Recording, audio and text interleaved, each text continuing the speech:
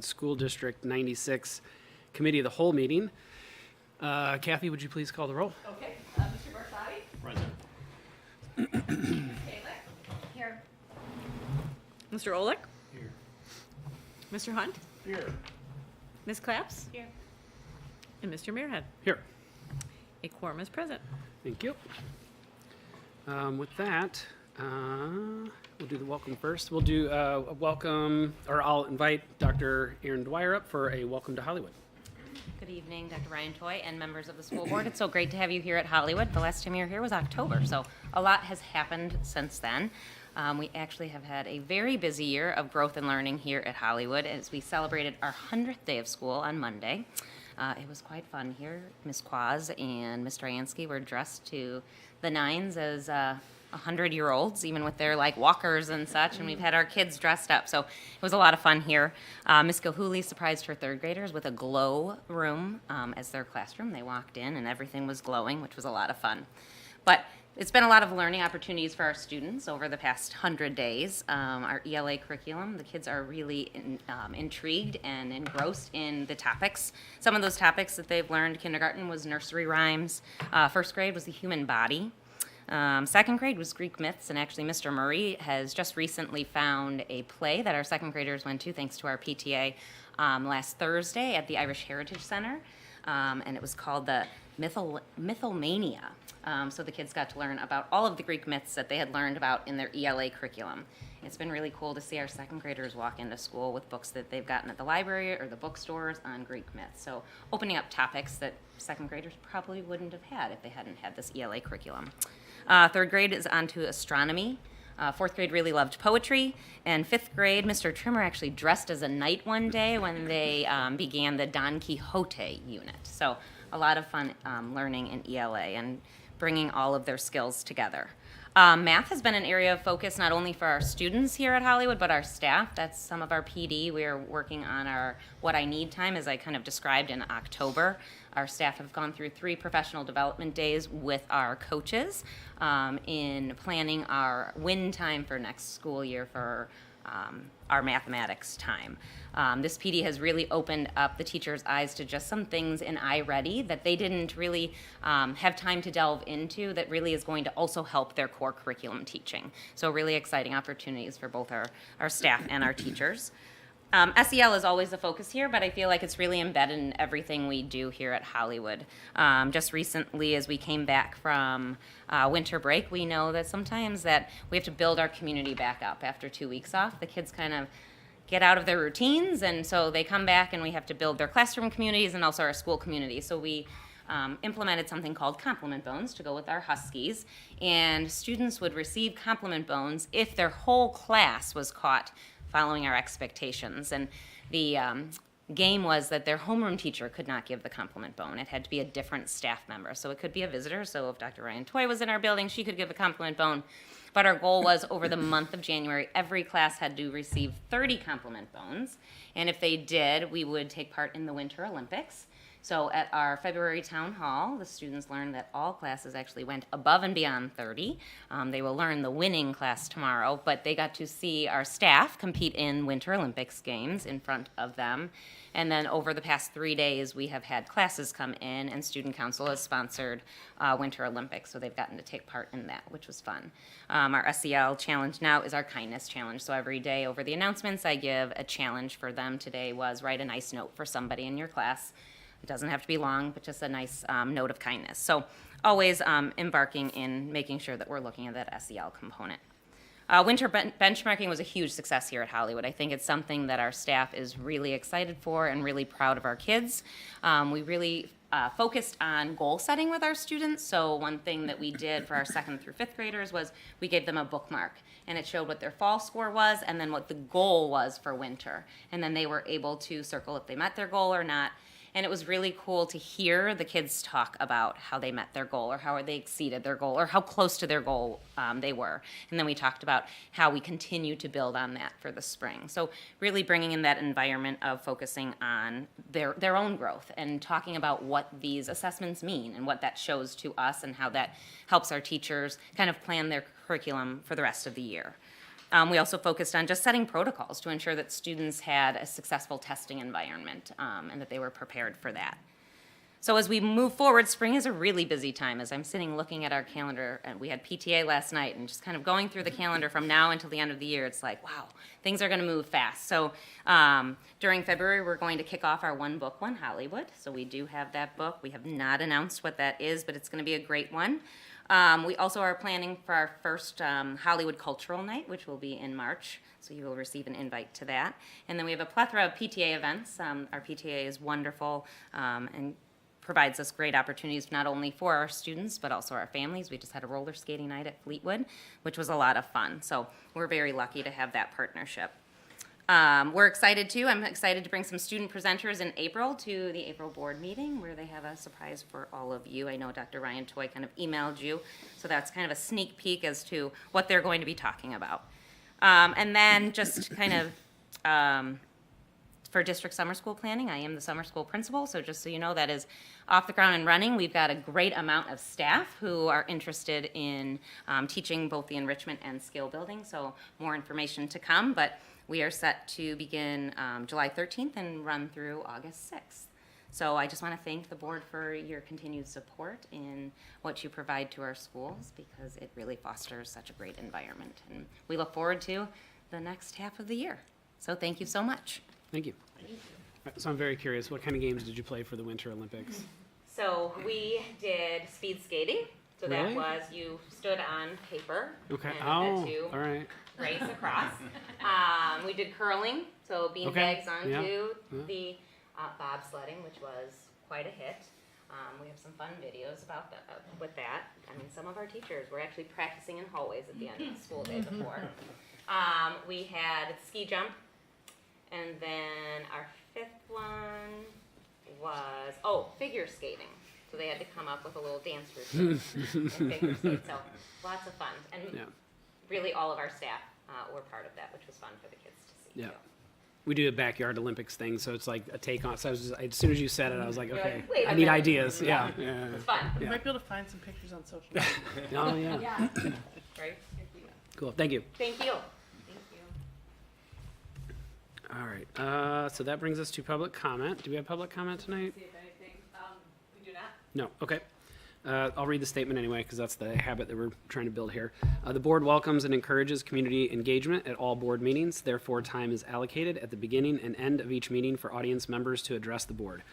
We kindly ask that you limit your comments to 5 minutes. Please note, this is a board meeting in public and not a public forum or a town hall. The board does not directly respond to questions or comments during the meeting, but may ask the superintendent to follow up with you as necessary. We do not have any public comment tonight, so I will move into the agenda. Before we get there, are there any proposed changes to tonight's agenda? Nope. Okay. And we will kick it off with finance, so I'll hand it over to Ms. Claps. So tonight we have Cesian in to present the audit, and so and then we're also going to walk through the budget timeline. So I'll turn it over to Mark to provide more detail and provide an introduction. Sure. So you're probably well aware, because this is an annual thing, that the district is required to participate in annual an annual audit as well as a budget. And to that end, we have Kevin Smith here to walk you through the most recent audit. It's very lengthy. I think we've gotten pretty good at summarizing the key points, and so if you have any questions, you have a full copy of the audit report in your board book, but with that, I think Kevin will highlight the key points of it. All right, thanks everyone for having me. I've been out here a few times before, whether it's been at one of the schools or I think last year I did a Zoom presentation. So just like we do each year, come out, just kind of give you guys a quick overview of how things went, go over some of the fund balance numbers, and open it up to any questions. So first of all, feel going well. Things took a little longer just to get some of the information. You guys had some transition, working through that. Compensated absences was a new standard this year too. That required multiple districts to take a little longer. We had to pull a bunch of historical information for that in order to figure out a new accrual. So overall, things went well there. You guys did get a clean opinion. So best opinion you guys can get, unmodified. No management letter, so each year we go through your guys' internal controls, review those, walk through the procedures, make sure there's nothing, we might have some suggestions here or there, but nothing that we thought was, missing or needed to change that would warrant a management letter. No significant journal entries. We make journal entries each year for you guys, but that usually has to do with adjusting from cash to accrual. Obviously the government-wide entries that you guys only see with your audit report, things like that, but we are provided all the documentation to do that, so we don't give a comment for journal entries related to that. As far as new standards this year, so like I did mention, compensated absences was new this year. The last few years have been things like the lease standard and Sabitas for the subscription-based items. What happened this year was compensated absences. There were some differences in how people would report it. It was only required to be reported for things that were actually paid out. You guys didn't have that in the past. Now what the new standard required is you have to now accrue for things that are potentially going to be used in the future. So what ended up happening for a lot of districts is a lot of people have a lot of accrued sick time. They're going to use a portion of that over time. A lot of it's going to be saved up to be used for things like additional retirement. However, there is a piece that has to be done for what they are assumed to use. So the way we did that was you pull historical information for a handful of years, see how that's been used over the handful of years, come up with an estimate. That's what the accrual ends up being. So what we're telling everyone right now is it's going to get dialed in a little more over the next few years because obviously we only took 3 years at this point. They suggested 3 to 5. 5 obviously goes with COVID. COVID's kind of weird, so we didn't use those years. So as we get more historical information, that should get dialed in a little more. It may change a little bit, it may fluctuate a little bit, but it should stay fairly standard there. It also isn't any additional money you guys are paying. If you want to think of it as a way, you essentially accelerated salaries. These are salaries you're going to pay in the future anyways. They're just using it as sick time. They're requiring us now to put an accrual on the books for, hey, they've earned this sick time, they can use it in the future. There's an accrual on the books for it now. As far as going forward then, I think we're actually going to get a little bit of a time frame where there's not going to be a significant standard that's going to significantly change your audit report as it has in the last few years. Guess we want to force new next year, but it's just requiring a little more detail in the MD&A, nothing significant. A lot of the details are already there, so I don't foresee any significant changes there. As far as financial highlights then, so page 17 of the report, your guys' total fund balance for the governmental funds ended at about $20 million, which is down about $1.5 million from the prior year. Most of that does come from the capital fund as far as the capital projects you guys spent down this year. General fund ended at about $17 million. And just so you know, the general fund does include your ed fund and your working cash fund. That ended at about $17 million or a little over 7 months of current year expense. Similar range to where it's been in prior years, so no real difference there. O&M's at about $1.14 million, which is at about 3.25 months. That is getting a little bit on the lower end, so something to at least monitor. Based on what you guys budgeted for 26, you are going to spend it down a little more, but there's still plenty there. So no concern, just, it is getting on the lower end, so just to watch that. Debt service is 0, obviously no debt right now, so no reason to have a fund balance there. Transportation funds at about $500K or about 6 months, which is a good spot. IMRF's a little less than $1 million or about 15 months. Again, good spot, not too much there either. Capital projects, like I mentioned, not really a fund that we look at as far as how many months of expense you have in there. You guys go up and down based on your capital projects there. So it's low, but there was a spend down plan. You guys are planning to spend more next year. It's going to be a transfer in there to cover that. So nothing really there. Tort funds at $450K, which is about 2.5 years. Just to kind of review where it's been, it's significantly down from where it was in the past. You guys got up to about 7 years in there, so it's been spent down. It's getting into a better position. 2.5 years is kind of where they're actually saying for operating funds you would have to have a spend down policy. So it's getting into that range where it's in a good spot. Overall, then, like I said, still in good shape. Financial profile score in the AFR is still showing 4, which is recognition. So you guys are still good there. When you get to government-wide, then, so government-wide is when you guys have all your long-term assets, liabilities. That's where all the OPEB liabilities, where the compensated absences thing comes in there. So that is on page 13 of the report. For the current year there, you ended at about $55 million, which was a $1.25 million increase over last year. There's a nice breakdown on page 18 that tells you why that number went up instead of the funds that went down. Main drivers for that, for you guys specifically this year, were fixed assets. So when you guys purchase assets, it's an expense on the funds. When you get to government-wide, it gets shifted up into a fixed asset depreciated over time. Your guys' fixed asset purchases this year were more than depreciation expense, so that increases things. Other items were THIS, so there's no PEB liability related to THIS. That's been going down for most districts over the last couple of years. They had an agreement for a new plan with Aetna. That's been significantly coming down. People have been seeing that liability come down, so that actually results in an increase on the statement of activities. The other item is all the contributions you make to the pension funds and THIS. Those are all considered reductions in the liability as opposed to an expense like they're on the funds. So those are the main drivers there. Like I said, page 18 gives you a breakdown specifically of each item and how they affected that.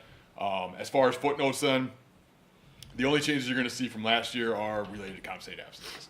So there's a long-term footnote in there now for compensated absences. You guys didn't have one for a few years because you didn't have any long-term debt. So that's back now for compensated absences. And then there's also a footnote describing that compensated absences was implemented. And then also one that's now required, you have to have a separate footnote in there because with compensated absences, you had to make a prior period adjustment. So essentially you had to treat it like that liability was on the books last year, restate the statement of activities. So there's a footnote in there that describes that as well. Other than that, the footnotes are fairly similar to they were in prior years, just updated for current year activity, current year numbers. So with that, those are the things I don't really like to hit on. So unless you guys have any specific questions, that's it for me.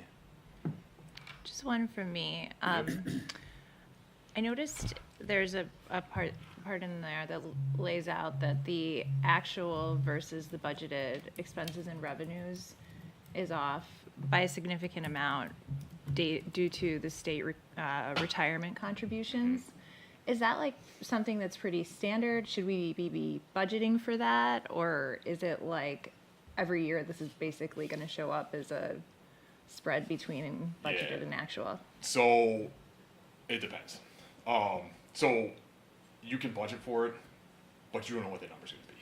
The state determines that number. The state doesn't determine that number before you do your budget.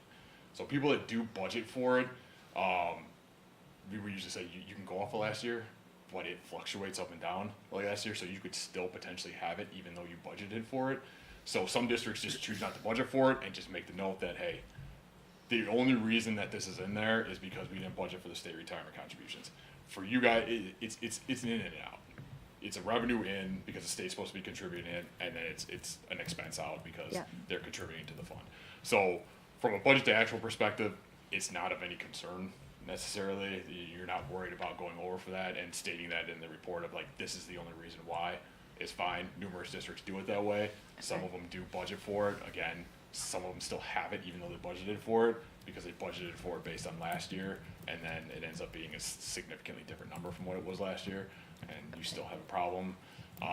Sometimes then your budget is too high because the number goes down and you over budgeted, and so it's sometimes that covers up other areas. So maybe you overspent somewhere else, and you don't necessarily see that on a total because you had maybe $1 million over budget for the state retirement contribution that ended up being lower. So some people don't like it because of that. Got it. So this is actually a more transparent way to do it. Because it's truly for what you're spending Yeah. compared to what you budgeted for. Right. Yes. Okay. And then on page 33, there was a note in there that said that according to the Illinois compiled statutes, it requires the district to utilize the investment services of the township school treasurer. Is that accurate still? So the exact wording, it's kind of interesting, right? Like we can now leave the treasurer's office through Right. board action, but we also assign a trustee from within our own district if we're gonna, which is all a change. So that's a good point, Selena. I don't know if that's, I'd have to go back and read the exact wording. So you guys would have to get out and go through the process of getting out. Yeah, I just So- didn't know if it's actually accurate then to say that it's according to the Illinois compiled statutes require us to use the treasurer if that's not actually, if there is not actually a requirement from them. Yeah, it's no longer a formal requirement, right? There Right. would have to be board action to leave. To leave, right, Yeah. correct. So, Yeah. I mean, it's probably something that could be updated. Yeah. But it's still, we've left it in most districts just because of the process it needs to go through. So if anything, it would need to change through to more accurately state that is through board action. Yeah. Because you would have to get approval, you'd have to go through the process similar to course. like the other districts that have left. Yeah.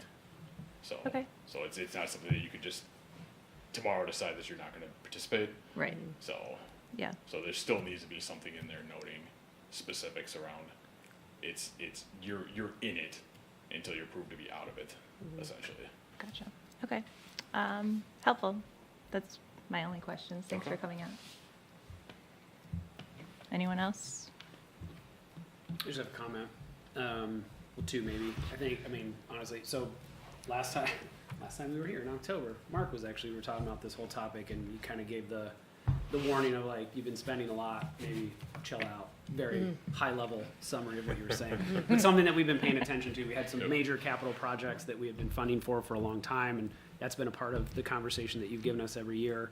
So I'm not hearing anything different from that. So I think just it's good to continue to remind us, like, just being cautious. We're kind of getting on some of those lines. I mean, one thing I will say with that too, though, is you guys have no debt, Yeah. which is different from a lot of districts too. Yeah. And I will say most districts that don't have debt tend to have lower fund balances because they have less of a cushion because they funded a lot of the capital projects with debt. Yep. As opposed to you guys have been paying a lot of stuff out of fund balance. Yeah. So. Yeah, and I remember the torque comment too from a few years ago. Right. We were very methodical in trying to bring that down, so I took note of that as you were talking too. And I think kind of to tie that to my main comment that I wanted to make on page, it's 11 as far as your page numbers, but it was the very last paragraph in here. I just sort of wanted to call it out publicly, because most people are not going to read through this thing if I can find it. I copied it into my notes. The very last paragraph before getting into like all the deep details, District 96 continues to rank among the highest quality school districts and maintains the financial capacity to support comprehensive educational programs and curriculum. Based on current and projected economic conditions, the district is well positioned to sustain and build upon its established tradition of excellence.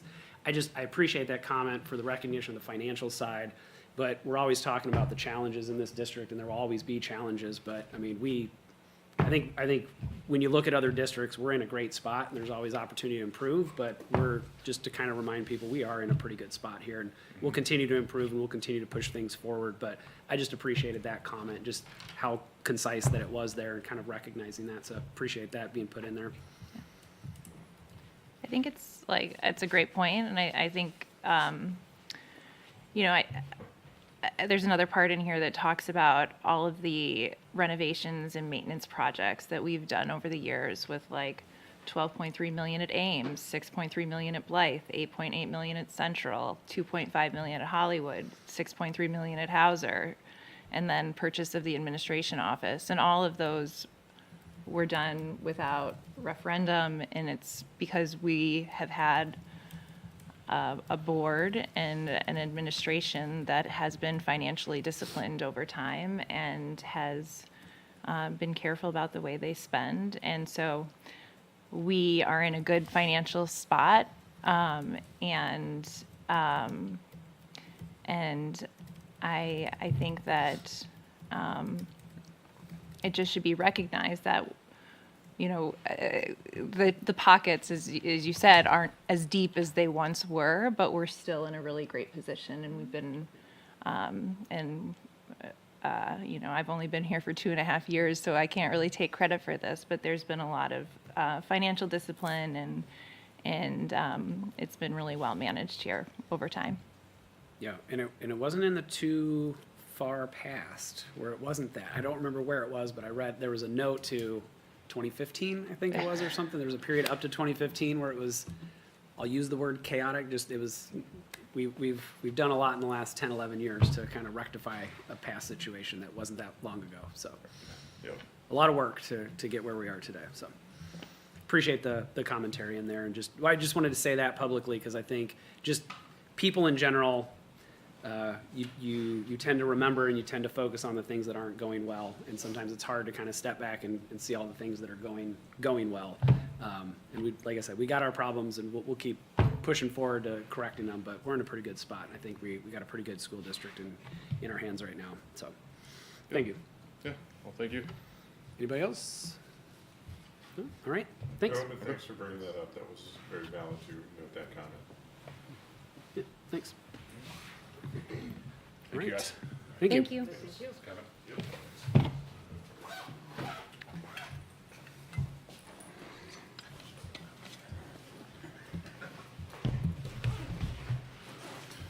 Want to go ahead, Mark? Or do you have anything to kick off, Selena? For budget calendar? More than I already shared. We're gonna go through the Seems pretty budget straightforward, timeline. so, yeah. Thanks, Kevin. Yep, thank you, guys. Yeah, so your board policy 410 requires the board to actually adopt a budget calendar. And this is pretty similar to what you've done in the past. So we're bringing the calendar to you as a first glance at the committee of the whole. And we'll have that on the board agenda for February 18th for you to approve. We're slated now to have the tentative budget at the July 15th board meeting. You are required then to publish notice that it's on display, which would be done the day after you adopt the tentative budget. You do have to hold at least one budget hearing, which is in your routine done the same night that you adopt the budget. So you open the public hearing, seeing if there are any comments, and then you adopt on the same night. That has been your past protocol. So that would be the August 19th board meeting. And then after that, you can see the budget filing requirements that your CSBO will have to do, both to file the budget and then send an electronic copy to ISB. And that's 30 days after you approve. So that gives that process till September 19th.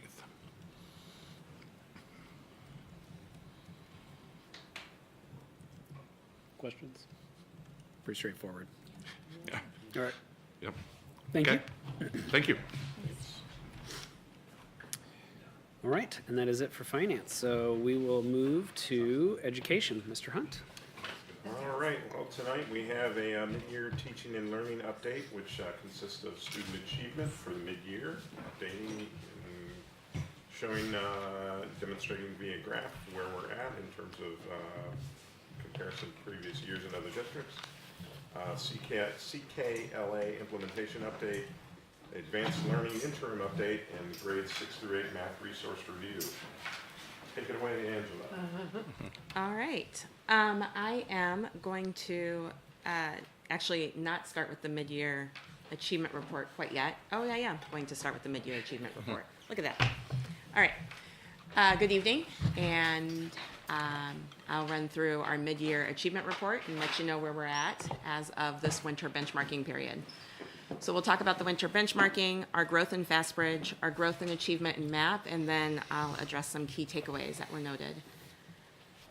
Just a reminder, we benchmark in January as a formative assessment and a way to progress monitor our students' progress in ELA and math. It's a temperature check to inform our instruction. The assessments that we use include FastBridge for kindergarten through 5th grade, and FastBridge is our assessments that are conducted in math and reading. We use MAP assessment for 2nd through 8th grade for reading and math as well. And then we also look at the iReady diagnostic, which is for kindergarten through 5th grade students, and that is only in math. So when we look at our FastBridge reading growth, because we don't use MAP for our kindergarten and 1st graders, we look at FastBridge as our growth indicator for kindergarten and 1st grade. And so when looking at kindergarten and 1st grade, you can see we look at it through an MTSS lens, our multi-tiered system and support lens. And so we look at how are students doing from tier 1, which is whole group instruction. Kids can access the curriculum at a whole class level, maybe with some small group instruction, maybe with some teacher support, but predominantly in the whole class. Tier 2 being students receive supports in a small group setting. So it might be a reading or math specialist or a teacher with a group of 4 or 5 kids. And then Tier 3 being our most intensive level of support. And so that would be maybe a reading specialist or a math interventionist with maybe 2 kids or maybe 3 kids that are meeting 5 days a week. So the intensity of the tiers is looking at group size, but also looking at how many times a week they meet. And so at the kindergarten level, when we looked from their fall data to their winter data, we had 86% of our kindergartners that continue to receive the same level of support. And that could be students who were Tier 3 that stayed at Tier 3, or Tier 2 stayed at Tier 2, and then Tier 1 that stayed at Tier 1. What's important to note is that the students who were at tier 1 in the fall were about, were 80% or above of the kindergarten population in our district, which is what you want in MTSS. You want at least 80% of your students to be able to access the core curriculum. So we are doing that. And then we had 10% of the kindergartners who decreased their level of support. So they may have gone from tier 3 to tier 2 or from tier 2 to tier 1. And then we had 6% of our kindergartners who increased the level of support. So think the opposite of that. In first grade, 85% of our students stayed the same level. And in first grade, we had about 90% of our students who were at tier 1. So that's 90% of first graders who were not receiving intervention services in reading. Of the 10% that were, 4% decreased their level of support and 12% increased their level of support. And that 12% does take a few for tier 1 students who moved to tier 2. One of the things that's important to note with FastBridge, both reading and math, is that the test gets harder in first grade and kindergarten from benchmarking period to benchmarking period. The expectation gets harder. So in the fall, you'll often see more students meet the expectation, and then in the winter, because in the winter the expectation got harder because now they've been in school a little bit longer. So it's not unusual to see an increase in the level of support at kindergarten and first grade because the expectation and the tests are also changing. In fall for reading, for example, one of the fall assessments is letter identification. That is not one of the assessments then when we get to winter, because the expectation is you should know your letter identification by winter, so now we're gonna move to something different, like maybe blending letters. So that, again, it's not unusual to see that increase of 12% in the level of support because the assessment slightly changed from fall to winter and the expectation changed. It is also important to note that in kindergarten, 10 of the students who were receiving services tier 2 or tier 3 no longer need support. So 10 students in kindergarten are now tier 1. And in first grade, we did have a couple of students who are now tier 1 that were receiving services. So then when we look at MAP for the 2nd through 5th graders, what you see on this chart is the projected growth that MAP provides is the diamond in the bar graphs, and then the bar graph is the actual observed growth. So you can see that all the elementary grade levels met or exceeded their projected growth. And what you see on the chart is that in 2nd grade, our average RIT score moved from the 80th percentile to the 94th percentile from fall to winter. In 3rd grade, we moved from the 92nd to the 94th, and in 4th grade from the 82nd to 93rd percentile, and in 5th grade from the 89th to 91st. So what that means is that at the winter benchmarking period, our median RIT score, our average RIT score, is in the 90th percentile or higher. So our students are, you can see, doing very well. And those percentiles are not, like IAR is state-based, right? This is just expectations of This is content. nationally normed. Nationally normed. Yes, Okay. so MAP looks at students who are at 1 RIT score, how many students they perform higher than or better than nationally. And this is benchmarked off of the 2025 year. So they took, these are the 2025 norms that they used from the 2023 school year. So they do a 5-year study and then they re-norm their numbers based off of that. So these are based off of what they call the 2025 norms that are from their most recent study of all schools that utilize MAP nationally. How is it that, like, it seems unusual that a district would jump from the 80th achievement percentile to the 94th achievement percentile in the gap of like 3 months? It's actually unusual to not have that? unusual for 2nd grade. If that Okay. was a number at 6th or 7th or 8th grade, that would be very unusual. Okay. It's not unusual for 2nd graders because in the fall, it's the first time they're taking an assessment on the computer. It's the first time they're taking an adaptive assessment. So even when we look at MTSS services in the fall, we don't use for 2nd grade MAP as the primary identifier for MTSS because we know that there's some fluctuation in that. And then in that winter assessment, they're more attuned to it. They've done it once now. So the winter assessment for second grade is a little bit more reliable than that fall assessment. Gotcha. Okay. So these are the same, it's the same scenario for 6th through 8th grade. Again, you can see that all the grade levels exceeded their projected growth. And then you can see where we went, how each grade level in reading for 6th through 8th increased in their average achievement percentile as well, from the 87th to the 88th, the 96th to the 97th, 95th to 97th. This is where you would expect to see a smaller change because as students get older, it gets harder for them to have those large jumps that we noticed at second grade.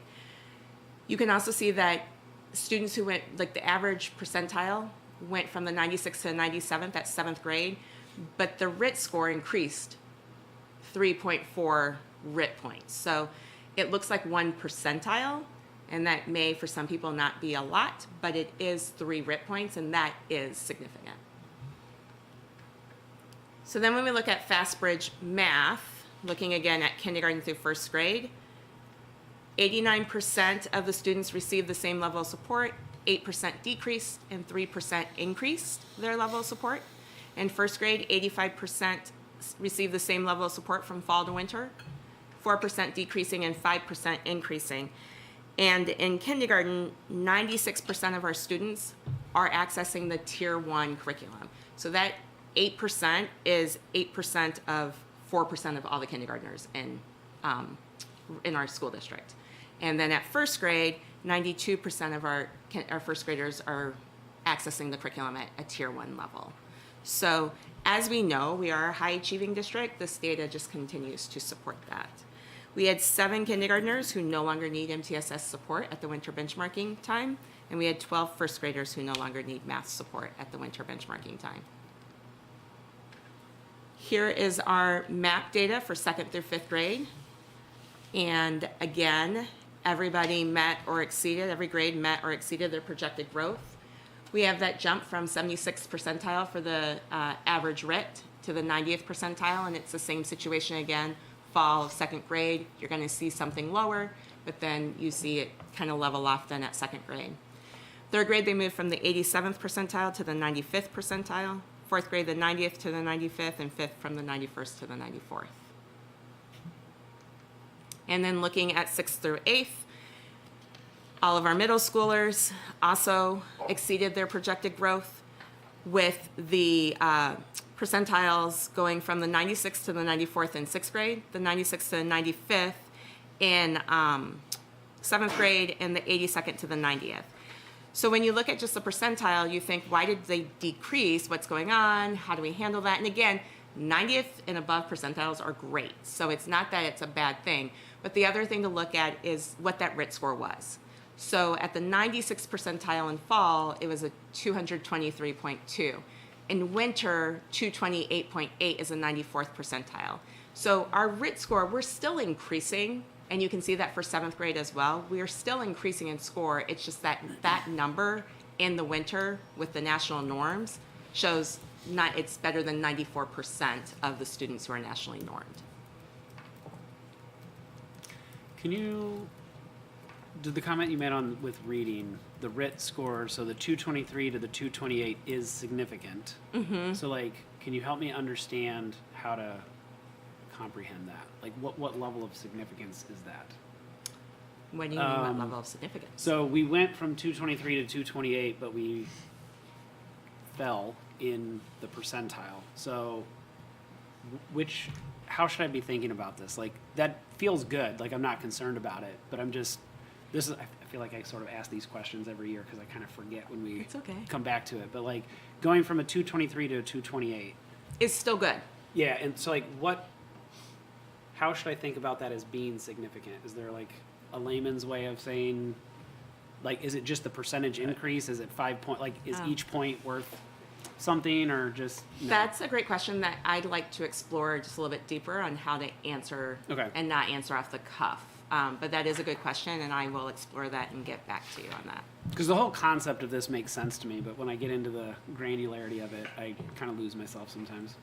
I guess one way I sort of look at it, and correct me if I'm wrong, but I'm sort of looking at it like the drop also might be that the national averages also went up as Yeah. well, and therefore, when we compare ourselves to the national average, we drop a little bit. Yeah, That 'cause is, yes, that's true. Is that layman's I- terms enough, or do you want me I to think still so. kind of dig a little bit more? Well, because with the RIT, we can come back to this later if it, I don't need to dwell on it too much. I just, the RIT score itself, I think I still struggle with like the meaningfulness of it. Like, what is it actually telling me? The RIT score is kind of like shoe sizes. So it doesn't matter how old you are, or who you are, or where you come from. What they always say is a RIT is a RIT is a RIT. So Okay. I can be a second grader and get a 223, and that's the same as a sixth grader who got a 223, but that means that that second grader is performing really high. Okay. So whatever that ROSH unit is what RIT stands for. That ROSH unit is just consistent across the board, regardless of what grade or how old you are when you take the assessment. So that's like the standard. Yes. Okay. So the RIT is the standard, and then the percentile is what percentile our students meet that standard. And so for Right. the most part, they're in the 94th percentile overall. Correct. For the standard. Right. So when I look at 7th being at 232 in fall and 229 for 8th, that means the 7th graders were performing slightly higher on the standard average, than yeah. the 8th. Okay. That's what I was That's getting actually a at. good observation. Okay. Yep. But then if between fall and winter, when the RIT score increases, it's still showing improvement. Correct. It's just that then the percentile compares that improvement to the national average Correct. or It compares just the that score. it takes that RIT score and it says at this number, where does this fall out of all the students who took the test? And it's better than 95% of the kids who take the test nationally. Okay. At that time of year. And so if we were in the 100th percentile, would that, whatever that RIT number is, would that say that every student is meeting that standard or are at a higher level It than would the rest say of the our country? average Average. RIT scores. So taking all of our Okay. 7th graders and figuring out the average RIT score, that score is better than 99% of the students who took the assessment nationally at that time of year. Because you're always going to have people overperforming and slightly underperforming, whatever that benchmark is. Yeah. Yep. Okay. All right. That's what I was trying to get at. Okay. Okay. So I do sort of something Selena said on the last slide, but we're looking at the 8th grade. There was the 8th grade, there was a major, well, not major, a significant jump from like 82nd to 90th, and the RIT score seemed to jump pretty significantly as well. That's actually something, so I'll talk about it in a second about how we're meeting for advanced learning tomorrow. And when I was doing a preliminary data review with the consultants who are coming tomorrow to work with the team, one of the things they noticed is some of our fall scores do look lower. And so we're going to talk about that as an advanced learning team, and I can actually come back and talk more about like that kind of situation once we meet tomorrow. All right.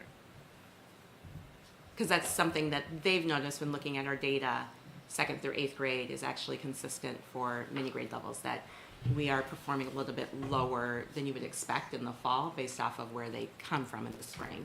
And what they were explaining to me, and they'll talk about tomorrow with the advanced learning team, is that yes, there's such thing as summer slide, but the RIT score differences don't indicate summer slide. And so that's a conversation we're going to have.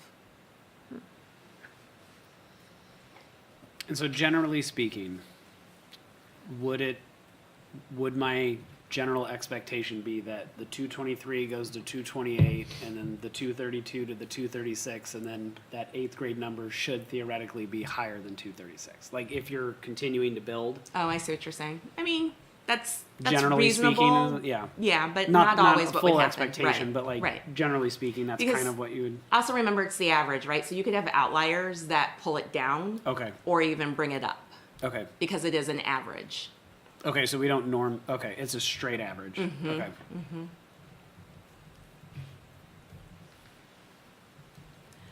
So some key takeaways from our midterm benchmarking data. We have strong achievement, as you can see, across all our grades in both reading and math.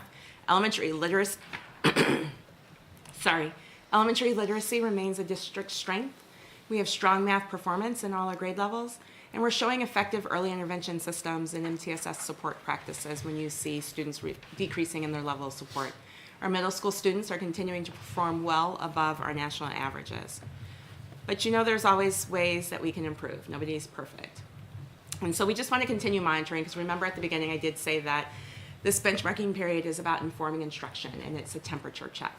So we want to continue monitoring, because we see when I dig deeper into the data, what I see is that 54 to 68% of our middle school students are meeting their projected growth. So yes, when you look at those bar charts, on average, the grade levels are meeting their or exceeding their projected growth. But when you dig deeper into individual students, we do have students that are not meeting their projected growth. And so that's something we want to continue monitoring and looking, because some students may be starting high and thus they have a more challenging growth target, or we might just need to make instructional adjustments to help accelerate growth for our already high performing students. And then there were some growth percentage dips in 5th grade reading and 6th and 7th math, so we want to continue digging into that. And that may warrant closer instructional review, like what we're teaching, how we're teaching, to ensure all our learners, especially those that, again, are performing at high levels, continue to experience appropriate challenge and meaningful growth. And that is also part of what our conversation will be tomorrow at our advanced learning meeting. So are there any other questions about the data before I update you on some other teaching and learning pieces? Do you get sub-demographics on this stuff? I do. Okay. And I do dig into that, like behind the scenes, but Yeah. don't obviously publish Yeah, it yeah. all. And that's something that I can provide if you'd like to start seeing that too. We've just been talking about trying to get more ingrained in that to make sure all of our populations are getting what they need. So I wasn't sure if this was the same as IAR, because I know the state's very clear about Yes. it. I just wasn't sure if that, I figured it did, but I just wasn't sure. So, okay. And if that's something that you would like me to start reporting on, both IAR and MAP, we can do that, so that we are watching in a public lens as well, and not just something that I observe and work with the building leaders on. I mean, I'd be curious if others would be curious about it, but I mean, are you seeing anything that stands out where we need Nothing to put outside focus? of what you would normally expect. Okay. All right. So then just a few other teaching and learning updates. I want to update you on the CKLA implementation and let you know what we've been working on. We've been having what are called learning labs, which is where a classroom teacher volunteers to work with our CKLA consultant. The consultant meets with them for about an hour and a half, usually about a week before they're going to teach the lesson. They plan the lesson together, and then they talk about how they'll co-teach, or if the consultant will take half a lesson and the teacher will take the other half when they have half of a grade level come observe. We've done this for 1st grade, 2nd grade, 4th and 5th. We're actually in the middle of 4th grade now. This Friday we'll do the other half of 4th grade. We did half of them last week. We'll do the other half this week. And 3rd grade is going to do their planning session in a week or two, and then we'll go in and observe. When we get together, we debrief about that planning process, so that we're helping the teachers better understand how the planning works in our 2nd year of CKLA, pointing out different resources that they may not have known about, because there are a plethora of resources in CKLA. And then we talk about what they'll end up observing. For instance, in our most recent 4th grade class, they ended up observing some morphology lessons, as well as some reading of a story that they're reading about in that class. And then we come back together after the observation and discuss what we saw, how students were engaged in the different instructional strategies we have, and answer questions.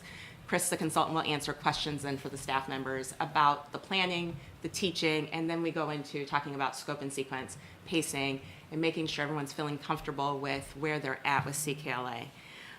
When looking at the data from the surveys from these sessions, so far 17 of our staff members have responded to the survey.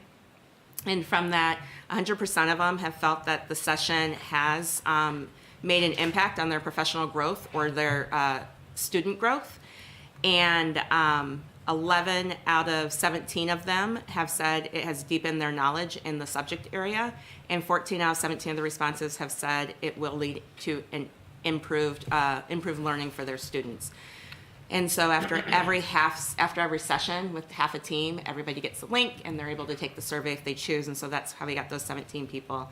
And one person did leave a comment that said they enjoyed working with the facilitator and the coaches, because the instructional coaches attend all the sessions as well. So it does seem to have been a positive situation. And like I said, we'll continue it on Friday with 4th grade and then move into 3rd grade and wrap up then with kindergarten. For advanced learning, the Advanced Learning Committee met in the fall. We met in September and we met in October. And in the fall, we identified 3 priorities for this year's work. We want to define what advanced learning in Riverside District 96 looks like, improve program transparency and communication, and refine the identification process for services. We also talked about that we're currently having challenges with the way we provide services for 4th and 5th grade ELA given the CKLA curriculum. And so that's become an area that we want to address as well this year. We have a full day working session tomorrow with the consultants from the Northwest Center for Talent and Development. And at tomorrow's meeting, we will be meeting from 8 to 3 with a lunch break in there, but we're going to review the advanced learning data for our district. So looking at who are the students in advanced learning, what are their, what got them into advanced learning, how are they performing now on the different assessments that we give from MAP, IAR, COGAT, as well as MAP, IAR, COGAT. I feel like I'm missing something. But looking at all the assessments we give and how they align to who's in advanced learning, who's been identified for advanced learning and receiving services. And when I review that data, part of the discussion will also be who are the students that have similar profiles but aren't in advanced learning, so that we can see what students are we missing and why are we missing them, and how will that then play a role in our program identification and redefinition. We'll also talk about service delivery models tomorrow, especially as it relates to elementary ELA. And then we're also going to talk tomorrow about student identification. So we have a heavy agenda, but we have big expectations. At the end of that meeting, we'll work through a timeline of what the next steps are. And we have 4 scheduled meetings, not to say we won't add any, but we have a meeting scheduled for the end of February, end of March, April, and May. And the goal of the committee is to address those priorities, which again is to show what advanced learning is in District 96, so that's talking about who's receiving services, improving our transparency and communication, so how are we communicating out to families and staff members, and then refining the identification service with the goal of being able to use it for the upcoming school year. And then finally, the Hauser administration, Chris Harvalis and Katie Casa and I have been working with the math teachers at Hauser to continue to evaluate whether Carnegie Learning is truly meeting our needs. Over the course that we've had Carnegie Learning, we have updated the resource when they come up with updates. We've added different pieces as teachers have seen fit, and we've taken away pieces that teachers feel they don't really use. But what we are looking at now is just, is there really long-term alignment still with Carnegie Learning, because we've been using it for quite a while. And so we do continue to ask that question, but this year we decided that we wanted to explore if there might be something that might better meet the needs. And so during the fall, we had 5 different vendors present to the math teachers. And from that, it led to identifying one resource that the teachers wanted to explore for a little bit deeper, and that's called EdGems Math. The teachers went and observed EdGems in instruction at Hinsdale Middle School, and also talked with the teachers and the curriculum director and the principal there to see how it's working with implementation in Hinsdale. And now they are all utilizing a unit in EdGems to see how students are responding to it. So even today I was in a 7th grade class and they were looking at order of operations, and the feedback from a couple of 7th graders that were in the math class was that they actually like it better.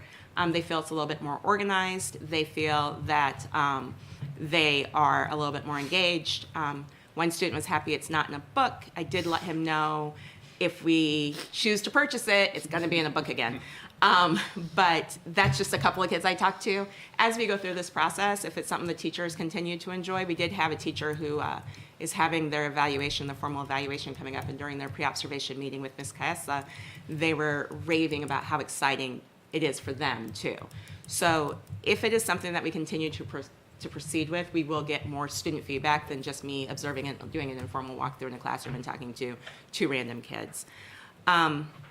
If it is something that after each grade level looks at a unit, it's something that they want to continue to explore, Chris, Katie, and I are looking at the possibility of a year-long pilot next school year. So we would take the spring to provide professional development on the resource and then pilot the resource for the full year. And then we'd make a final recommendation comparing that pilot resource with Carnegie to make a decision on if we would continue with Carnegie or if we might switch to EdGems Math, and that would be brought forward in the spring of 2027. So with that, that's teaching and learning right now. Are there any questions for me? So with advanced learning, this isn't really like done, right? Because it's not a curriculum. Correct. It's just pushing kids into more advanced stuff. And so I think I heard you say by the end of this year, all this stuff will be done so that we have it. So is that kind of the end point of this? No, Okay. it won't be. It's something that would continue on, and whoever wants to continue on the committee would be able to continue. If new people want to join, that's open too. But it's not just a one and done year type thing, Okay. because we need to then review how's the new identification process working. Okay. And we also want to continue to look at how our program delivery of services, and do we need to look at more FTE, or is there a different way we want to service students? So it's a continuous conversation, but there are just certain things that we know need to be addressed sooner rather than later. And those two big things are how we identify students, because the team will see tomorrow some gaps in student profiles. And then also, we need to look at how we're providing services at the elementary level for ELA, because it's been a challenge with the new CKLA curriculum. And that challenge is, ELA right now is 180 minutes a week. For some schools, that's 2 90-minute blocks that kids are pulled out of core instruction, or it's 3 60-minute blocks a week that kids are pulled out of core instruction, depending on the school they're in. So if you think about at schools that have the 2 90-minute blocks, that's 2 full days of ELA instruction they're missing because the blocks are 90 minutes. So they've missed all the core instruction when they get pulled out for advanced learning. And when we had Ready Gen, that worked. But now with CKLA, they're missing core pieces of the Tier 1 instruction. And it's been a challenge for both the classroom teacher trying to figure out how not to pile on to kids because you're in advanced learning, but then for the advanced learning teachers, because they want to continue to challenge the students, but then their hands feel a little bit tied too, because they know their students are missing work as well. So that's something that we truly need to address. I think sorry, Go go ahead. ahead. Like last year we spent, we did the surveys and we engaged with the consultants to review our advanced learning program. And so like for you to say this year what we need to do is one of our priorities is what does the advanced learning program look like? Like to me that like check, we should have already done that, right? And so I think too, some of what I'm hearing from our community, especially is last year we engaged with our community and we had a bunch of parents say what their experience had been and did sort of like these working sessions, or I don't know what you called them, but like a lot of parents are like, well, when are we going to see action here, right? Like, and I think too, this sort of feeds back into, the Educational Leadership Solutions survey that was presented to us in December as the board. Like, one of the things that was highlighted there is that the academic challenge and rigor need to improve and become more consistent. Students rate rigor and engagement the lowest across the 5 essential student metrics. Parents are repeatedly asking for more challenge and clearer expectations.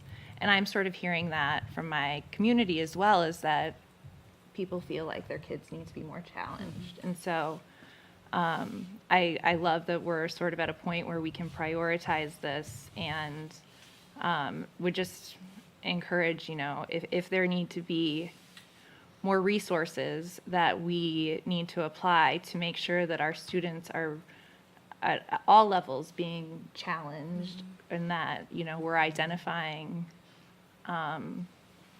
enough students that are capable of being challenged. I think that we, it's a good time to focus here, because it seems like the surveys are telling us that, my community is telling us that. The data is telling us that too. Like Right. that's what the mid-year data was saying also, that we have high-performing students that we aren't challenging enough. And that will be part of the conversation tomorrow when we look at how are we identifying students, because we're clearly also missing kids then in some areas. And so that's where that's at. I do want to, a couple of things to what you said. One, I know the teachers feel that it feels like there hasn't been a lot of action also, but it's coming, and I feel like it's going to come faster now than it has leading up to this point in the year. And those priorities we identified came from the work with the consultants and the surveys. And so we looked at the data from the surveys, and that's where they had, I think, 9 to 12 different suggestions. And so we looked at that in September and October and talked about, of these suggestions, which ones do we need to address?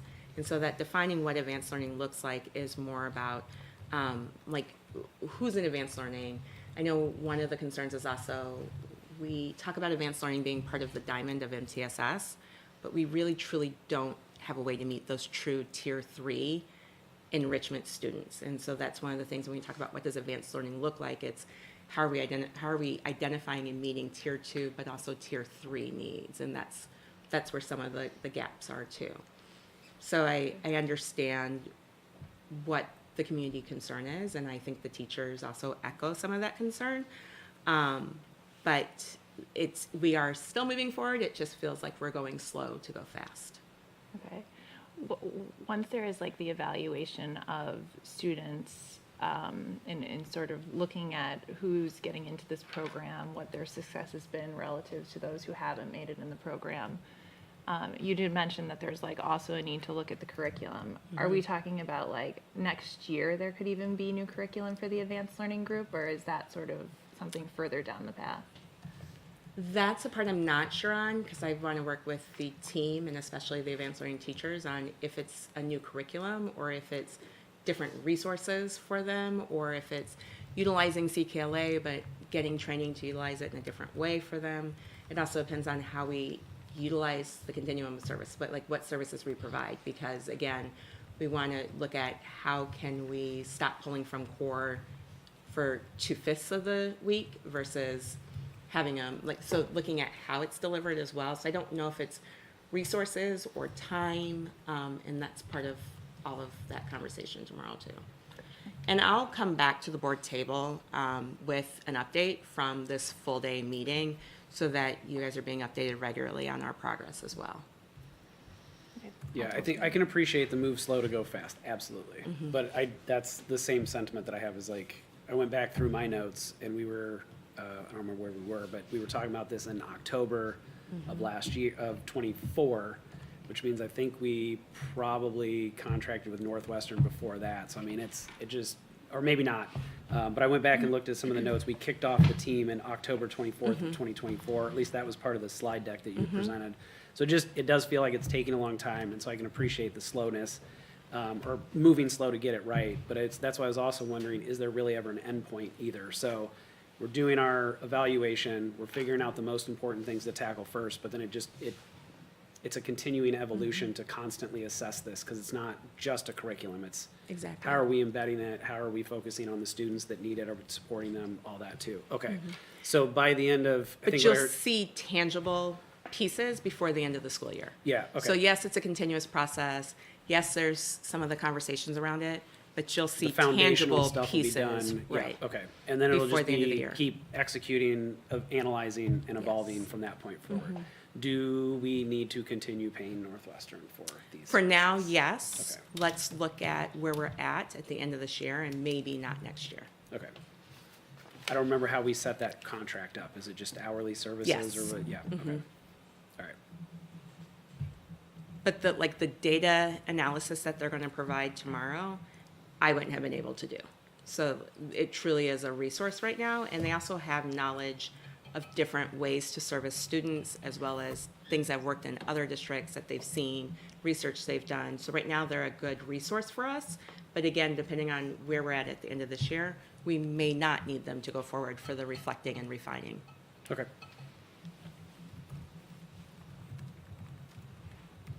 Any other teaching and learning questions? All right, Thank you. Thanks. All right. That moves us into personnel. So, Mr. Persadi, hand it over to you. Sure, so I'm gonna send this over to Martha just for regarding goal 3. So, and then I'll talk about the timeline. I'll just be brief. I'm finding that it's helpful, I think, if we bring the action team agendas to all of you under committee reports as a way just to understand where our different action teams and processes are moving forward. So, as you recall, I started as the Goal 3 action team leader this year with Don Tofano's retirement from last year. And so you have the agenda from our January 14th meeting, and one of the areas that the Goal 3 action team has kind of shifted to, and I think it's been part of a board interesting goal as well is just to use the morale survey in more meaningful ways to look at action steps.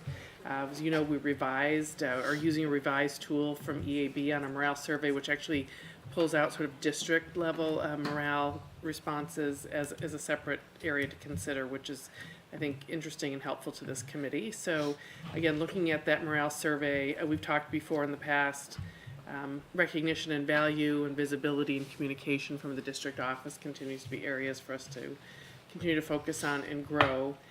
This action team is also really interested in the work of action teams specifically and coming up with some kind of standardized process or template that all committees would use, and then also a better way to communicate out the work that is happening in action teams. And we've done that in different ways, but looking to unify and solidify that a bit more. So it was good conversation. The group meets again February 10th, I believe. Our next morale survey will be administered at the February 13th Institute Day, so we'll have another kind of mid-year opportunity for the board. I'll anticipate probably March Cow, we would bring it back, assuming we get our results and are able to organize them and make sense of them to bring it to all of you as a summary level data. So I'm enjoying working with this group.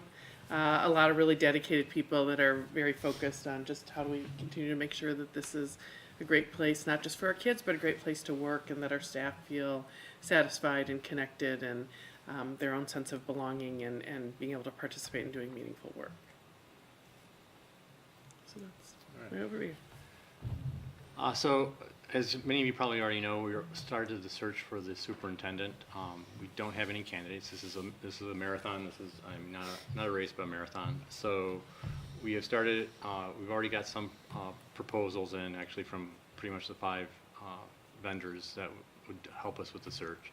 I'm going through those right now. We're going to narrow it down to possibly 2 or 3 who will then come to make a presentation here. So the goal for that is we're looking to do that somewhere in the March-April timeframe for their presentations, after which around May we'll probably contract with them, identify a firm and contract with them. They'll then start doing their work over the summer. And then in September timeframe, we'll post, the position should be posted, and then we will start the interview process in November and December, and then offer a contract out around like December, January timeframe. So that's like very high level of that. Obviously, there's not like firm dates, but probably, like I said, probably in the March, like sometime in March, we hope to have like presentations, at least start the presentations. Any questions? Did you say we're going to boil that? I'm sorry. Did you say we're going to boil that down to like 2 or 3? Right. Yeah. Okay. So I'm wondering, do we have any notes from previous search firms that we've engaged, or previous superintendent searches? Anything that might be useful that was noted down? And I know that predates both of us. So. Yeah, that's we actually did ask that, and I don't think there was really much that we could find regarding that. Yeah, it's a good question. So the search firm that worked with the board at the time that I was hired was kind of a uniquely self-created, very District 96 specific. It was the retired superintendent from several times ago, David Bennett, who ran that along with a man named Dennis Kelly, who was also a retired superintendent and had been, I believe he still does, has grandchildren in this district. So they were both very invested in District 96 specifically, but they weren't doing searches beyond District 96. I would guess there's files or something somewhere if we dig a little bit. Kathy, you and I can do some digging on that. No, it might be an interesting contrast with 2 superintendent searches ago as well. Yeah, and I think, right, I was going to say, I think when Bob and Sharma Lewis was hired, there was a search firm involved. Yeah, I believe there was. BWP, but we can double check on that. I think too, like, Hinsdale just hired a new superintendent. I think Oak Park is in the middle of a superintendent search. I suppose District 95 just went through a superintendent search not that long ago and maybe utilized a consultant. So we have neighbors who have just gone through this, and they probably have a really good sense for what the market is. And, we could even observe their process a bit and talk to them about these different consultants if, like. Is IASB one of the 5? They are. Okay. I mean, there's really only 5 out there. Is there? Then you have like the one that brought, like Martha, and it was like sort of, there are the ones like, I don't call them mom and pop shops, but we decided to basically focus on the major ones for the search, so. So I think the IASB search firm, when I attended their session at the conference earlier last year, I guess, they seemed to talk up quite a bit how the fees are greatly reduced given their position, and that we're already paying into to IASB for other things, and that benefits us on the other side. That said, I honestly couldn't say what their work would be. I know, Leslie, I appreciate you sending out that link to the recent. I think IASB was the search firm that ran that the interview process or public interview process. I'm on the fence in terms of how that was conducted. I guess I'm not sure. There was good points and bad points to it. Yeah, I don't know how they facilitated it, but I think probably something for us to talk about. Right, And like, no. I think Yeah. that's the main part about the interview, right? Is like, what is your process? How do you find candidates? Right. I don't know. You know more than that. Yeah. You filled me in, so you can you take that one. So, I mean, I guess the thing is, no, those are very valid questions, and like I said, right now we have proposals. I'm going through them. I really don't want to bring 5 proposals here unless people want 5 proposals, but I figure. I would highly recommend we do 2 or 3. Yeah. So I was going to distill it down to like 2 or 3, bring them here, have them do presentations, and that's when we could ask those type of questions. I would say probably at least 3, not 2. But that's just me. Yeah, I mean, I think I say 2 or 3 because if there's 2 that clearly stand out from the other 3 for whatever reason, Okay. I don't. Yeah. I have no idea what I'm walking into. So Sure, sure. Right. But yeah, I don't think we need 5. Right. That's a lot. And we should really just kind of, I think what Dave and I kind of talked about with Mark as well is we kind of need to figure out what some of our core tenants are and just screen a couple out based on those things. So I think we can eliminate at least 2 of them. Yeah, no. And bring 3 forward, and we'll kind of go from there. And then if we're stuck on, Right. I mean, I haven't gone through them all in detail, but there's like one that I can always just eliminate. But so yeah. So if we get stuck on one, maybe we bring the 3. Or we can reach out to just to kind of see what people are thinking as well. But yeah, that you said. So we'll have that screened out by May, I right? do like Selena's idea, though, if nothing else, if we can, on a sheet, figure out for the districts that are around us, what firms they used. Yeah. Is there anything that's showing, or if they're firms that are showing up repeatedly, or is it really just kind of spread all over the place? no, and that's something good. But I guess the thing is that I'd like us to focus on, because we need to what Wesley was saying. We need to figure out what's important to us. What are we looking Sure. for in a search firm, and then also then obviously a candidate as well. But that's what we have to sort of distill down that. I did find myself watching a school board meeting of another district when they were presenting on, they had brought in consultants to present. So because all of this is recorded and online, it is very easy to find presentations by these people who have presented for other districts, and It's not a bad idea to watch them. Yeah. If you got the time. if you want to save some time, that's a good way to see it. Yeah. Or just, preview it. All right. Any other questions? Back to you, Alright. Wesley. Okay. So that brings us to facilities, I think, right? Yep, facilities, Mr. Olick. It was a late agenda. I think the big things that we voted on already is Blythe Park Playground. It's happening this summer, and the Hauser windows voted on also. It's happening this summer. Those are the 2 big things we talked about. I don't think there's anything else really big. Security, the camera updates, it's going well.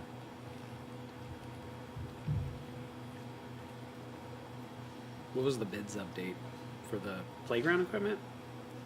This is from the January 15th meeting, so that was for the bid that you then approved. At the We already approved it, January. yeah. Oh, I didn't even pay attention to the date up there. Yeah. Okay. And then I think there was a note that I saw, or maybe you and I were talking about it, the village is waiving all the fees and all that kind of stuff, so just to call that out. Continuing to work is that closely with the finalized, village, Mark? or, It's not finalized. oh, there, I thought that was, okay, my bad, I take that back, I retract that statement. We're talking about that, so, okay. I would greatly appreciate that in the spirit of collaboration between our governmental units. It's all the same taxpayer money. Okay. All right. So for that playground equipment, is there, I assume we're giving ourselves enough lead time for however long it takes to fabricate this as part of the bid process? You know, Mark just had an update this week, right? You talked to DLA this week. Yeah, I think as you know, the playground equipment was not part of the larger bid. It's a separate bid that has come in through a cooperative approach. So that number came in the beginning of the week. And I think the intent was for Martha and I to walk through those with DLA, which I was able to do a little bit yesterday. Haven't had a chance to fill Martha in on that conversation, but then formally bring that bid to you for approval. And I do believe we have plenty of lead time at this point for that. But it's something we should be working through over the next 3 to 4 weeks, not the next 3 to 4 months, to bring it to you. So if it's a cooperative bid, then that might just be the only bid we see then, or? Yeah, so the cooperative, what you have done on other playgrounds, for example, when Hollywood had to replace some equipment, perhaps that was due to damage, I don't know why damage, but you went through a cooperative method, which essentially is a state omni-cooperative, which allows districts to adhere to the public bidding requirements while getting one bid through the cooperative who have already vetted vendors that are very specific, like school lockers, school playground equipment, vehicles, things like that. So it allows you to, one, expedite the process, and two, pretty much be assured that you are getting the lowest bid without taking the time and the money to do bid specs and go to a larger bid like you might have done with the Hauser windows recently and the playground site work recently. So that just came in, just saw the numbers. They're incredibly favorable. I think the question is, I see a quote with names on it, and I don't know what that apparatus really looks like. Yeah. So I think, like I said, it was early on Monday when we got the quote in. It came to Martha. We talked briefly. I followed up with DLA yesterday afternoon. I haven't even had a chance to circle back with Martha on that. But I certainly see that coming potentially as early as February, or the COW meeting in March, with approval in March. Right, we can make COW a special meeting if we needed to take action in early March, if we need time Yeah. beyond the February board meeting. But that's the gist of the cooperative. And I think, as I learned from Ryan, when you did playgrounds as part of the larger construction projects, then it was all put into a singular bid package at that point. So you were getting competitive bids because you were also getting bids on, the expansion and renovations at your other buildings. But when it came to individual playgrounds by themselves, you just used the cooperative. Okay. Okay.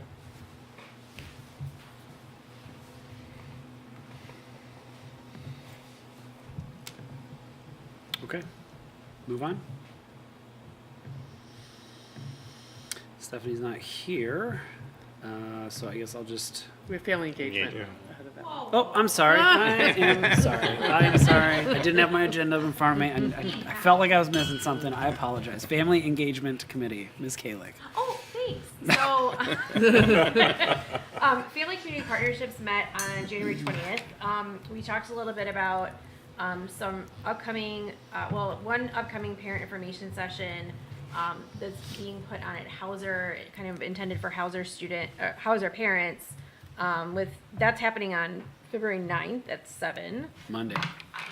Yes, Monday. with Buddy's Place in the Loft, and it's called Let's Not Be Silent, and it's a parent workshop on teen grief, and that was part of the Hauser social work team also bringing that on. And then I'll talk, because I have it in my notes from parent leadership team, but some other ideas of parent information sessions as well. We talked a lot about Family Community Partnerships about the Family Learning Night coming up on February 25th, which is a Thursday, I want to say. And it's Family Math Night, which sounds like it's going to be amazing. The purpose of Family Math Night is to give, of course, kids opportunities to play fun games to help reinforce the concepts that they're learning in the classroom, but also to kind of help parents see through demonstration how kids are learning these same concepts in the classroom. So there's going to be options for people to take games home and other supplemental learning opportunities. There's going to be information sessions in the library. And one in particular will be provided in Spanish. It sounds really cool. So I know that Molly sent out the flyers for it.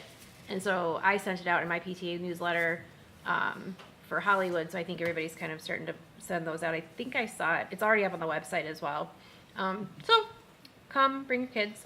That's just that's a K-5 thing, right? Not a 6-8 Yes. thing? Yeah. Yes. Yeah, good point. Yes, it's K-5. And it's divided by like pre-K, kindergarten and first, and then 2, 3, 4, and 5, and up. I mean, I fully intend to bring my 7th grader. Just I think there's some middle school kids coming to help out. yeah, Oh, that's a good yeah. idea. Maybe guide their younger siblings, but yeah, it'll be more focused on the K through 5 math. We talked about the strategic plan and kind of the plan for the strategic plan coming up. And we looked at the parent, that was when we looked at the parent survey, the draft of the parent survey, right? Yes. And so I think the only suggestion was to maybe include how long it would take to complete for folks, but we're going to plan to send it out mid-February because it will come out at the same time as 5 Essentials, but this is going to help guide our strategic plan a lot. 5 Essentials is also important, so we'll try to push that too, but I think is the plan still to have a station for families to do the survey at Family Math Night? We're looking into that. Okay. Yeah. But otherwise, maybe the schools can try to figure ways to get that out. And then our next meeting is March 12th. And then PLT, we had a cold day on Friday the 23rd on Zoom while our kids were e-learning. It was so fun. We talked a little bit about the school calendar and kind of tried to get the word out about the half days that were there for professional development are not counting against the school days. That came up again last night in our PTA meeting. Just because the calendar is like later, and so everybody's kind of acknowledging that. We are thinking that the Parks and Rec are going to put out a survey about parents' interest in having their kids utilize like aftercare for those half days to try to just see like how much they'll need. So we'll make sure we get those out as well. And I'll just interrupt. I'm meeting with Yeah, go them ahead. this Thursday. Oh, okay. Tomorrow. No, not next Thursday. I'm sorry. Okay. To just really start with the planning, and the tricky part is just having some sense of numbers. We just don't know how many kids will opt to stay. Yeah. But we have different ways we're talking about, as Marla mentioned, to try to figure that out. And I think the PTA leaders are probably the good people to try to get word out to people. So if like something needs to go out fast, I know that's pretty easy for PTA people. We talked about the family math night, family learning night. Then also, Martha, you talked about a couple of other parent information night ideas. With Yeah, Doug and since Bolton. Do you wanna since talk then about we've confirmed we're going to have Dr. Doug Bolton come in on. We actually have a night, and we'll April 13th. He is a psychologist that spoke at our Staff Institute Day a couple years ago. He's really excellent. He's written a great book called Untethered. Nora's an expert on it. The person that's finished it most recently. But really, this big idea that schools can be this incredibly supportive, healing place. As schools are really this time where kids have this unique opportunity to connect with caring and trusted adults. and with each other. I think he's a great speaker, and he's going to talk about the myths that undermine childhood well-being. What's that? The parenting myth. The parenting myths, right? Oh, okay. Parenting myths. So we'll start promoting that. We just confirmed that, and trying to sort of have this have a sense of it separate and aside than like the work of Buddy's Place with Hauser parents. All very important work, but want this to feel more of a general session. All parents are absolutely welcome, and we'll work with the PTAs and PTOs and our own communications plan to get the word out, because I think he's an excellent speaker and it's an important topic. And we just sort of decided with the conversations we've been having about social emotional learning, the tragedy at Hauser, et cetera, it just feels like doing something that feels very strongly in the SEL realm is a good connection point for families. So it's parenting myths That I heard undermine that childhood well-being. Childhood well-being. That sounds different than the last one. That wasn't what he, I think, did at Institute. Because whatever he did at that your kickoff day, I think it was the next year I went to the Institutes, the big joint conference thing, and he was a presenter, and I went to it. It was exactly the same material and pretty much the same presentation, just as engaging. He really is a good speaker. It's really good content. This sounds a little different, so when I saw that note come out about him, I got excited about that one. Yeah. I'll put that on my calendar. Good. And that will be at Hauser, likely. Yeah, the auditorium's usually our best place. You know, again, it's a hard one to always try to project the number that we would get, but I know sometimes when it's been a smaller group, we even have moved it into the library, just 'cause it's a little more of an intimate setting. But yeah, we'll start with the Hauser's, the best location for us. Cool. Okay. And then Martha presented the dates for strategic planning for those participating in the committee. And we talked about some different activities that the different PTAs and PTOs are doing, and also had a little discussion about fifth grade games night. On the whole, individually, all that fun stuff. Also, I will plug, because why not, that Hauser's pasta dinner is tomorrow. Yep. And that's a big fundraiser for them. There is, eighth grade leadership is gonna be doing family tours. It'll be a nice way for incoming sixth grade families to get an idea of what Hauser looks like. There will be a book fair from Anderson's, and it's the first time they're using Anderson's for book fair. And they'll have their famous Domino's cards for sale, which I love. And every PTA also purchases because we use them for everything. Yeah, I think there was a lot of good ideas about some events that PTAs can do, but other than that, we were cold. And there was e-learning happening.